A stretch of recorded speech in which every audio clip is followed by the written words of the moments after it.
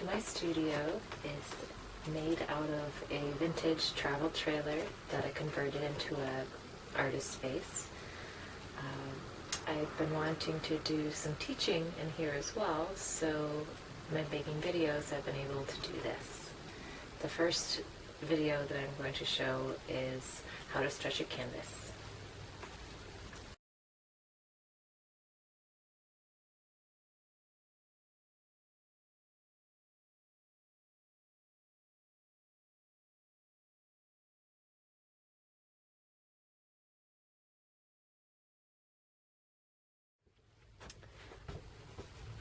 Before cutting the canvas, you want to lay it down on a surface and then place your stretcher bars on top of that. And you want to make sure that the side that is beveled is against the canvas.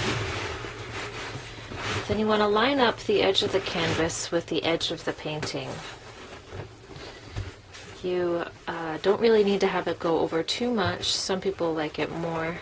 But you need it to be able to go over enough so that you can staple into the wood on this side. So that part there looks good.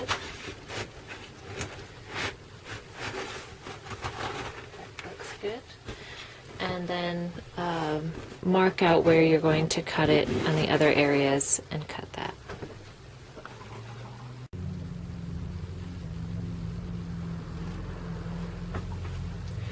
So before you start stapling, you want to line up the canvas that has been cut and just double check to make sure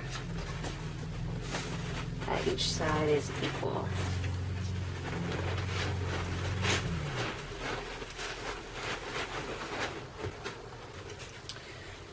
And how you're going to start is in the middle of each side.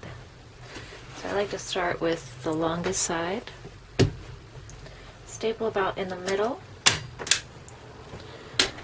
and then rotate it.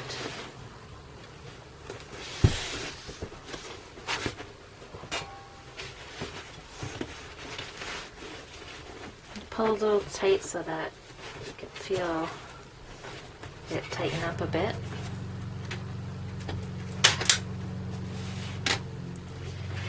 Then you're going to want to do the opposite.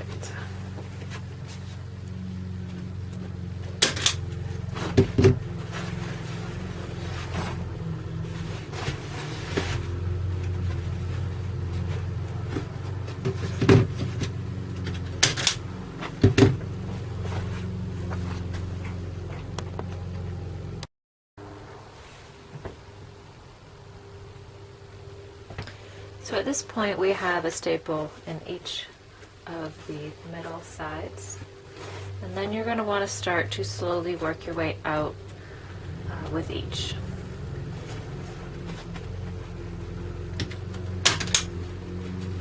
Well, it seems my neighbor is mowing the lawn right now. I guess that's what happens in a trailer studio for ambiance. So I like to just pull a little bit. Pull it out and then staple. So do one on each side and then rotate it to the opposite side again.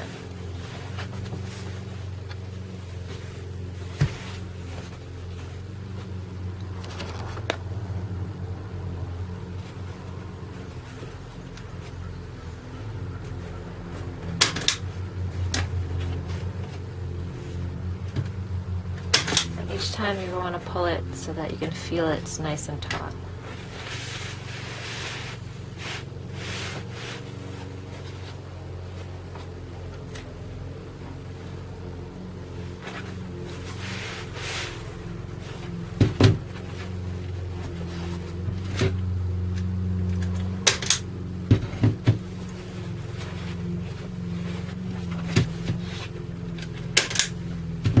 So sometimes the staple doesn't always go in, so what I use is my hammer.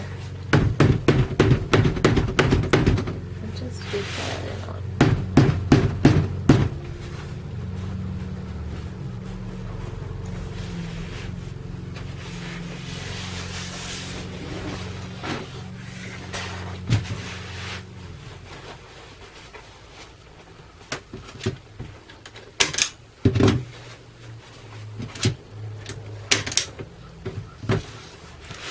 So then we go back to where we started from again. Pull it tight. Add one on each side.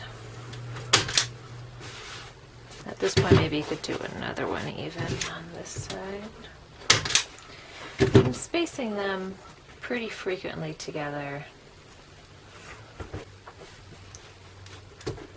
Seems to be that I'm spacing them around 1.5 inches apart. That doesn't really matter. You just want them around that.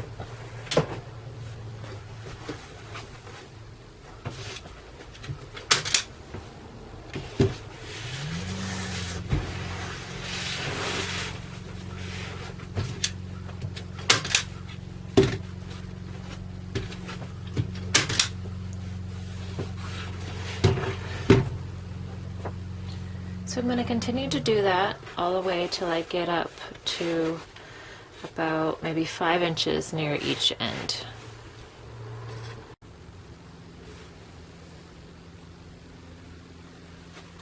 At this point, I've stapled on each side equally to about 5 inches on each side. So now we're going to do the corners, and this can be a tricky thing to learn.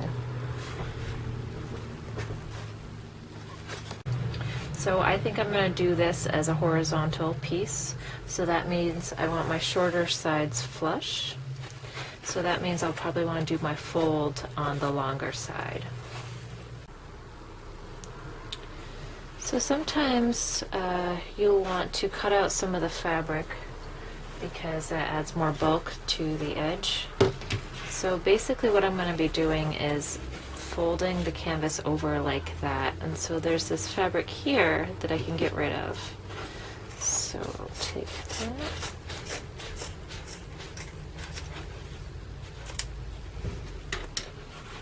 So this way now, when I fold that over, it's just a little bit less bulk.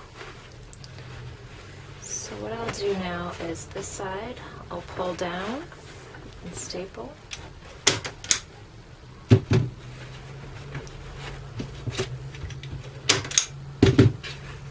And then I pull it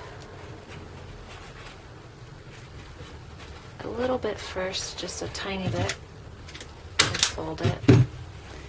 That way it just makes that a cleaner edge. So you pull as tight as you can, because that will make it, and also cut that a little bit so that it doesn't peek out this side. Let's staple. I'd give a few staples in there because there's a lot of fabric. And then we pull up the wrist. And so now you'll see that that's a nice smooth side, and there's a little bit of a bump, but it's really not too bad. So I'll show you that one more time because it can be tricky. So once again, this is the side we want flat. So we'll staple up to the edge. And then first I see how my fold's going to be. Then I unfold it, and that makes a triangle right there that I can cut out.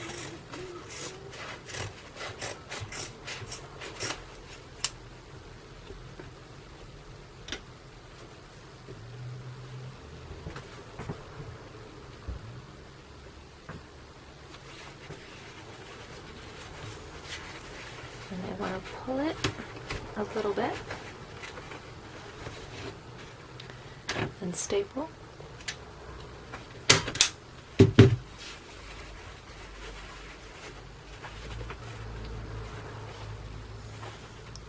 Fold it in a bit and make sure that it's flat against there.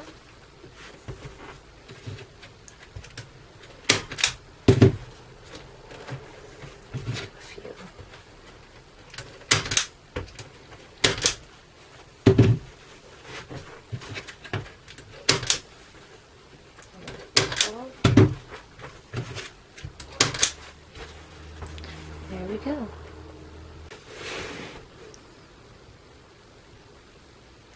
So this canvas has great looking edges to it, nice and crisp, but there are still a little bit of wrinkles in it.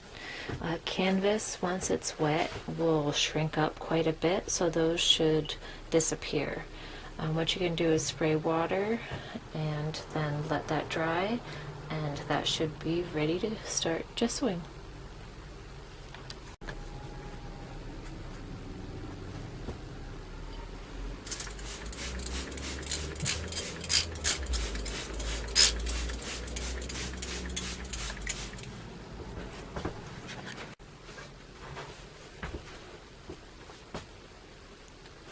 I'll then rub the water in a bit to make sure that it gets in the grain of the canvas.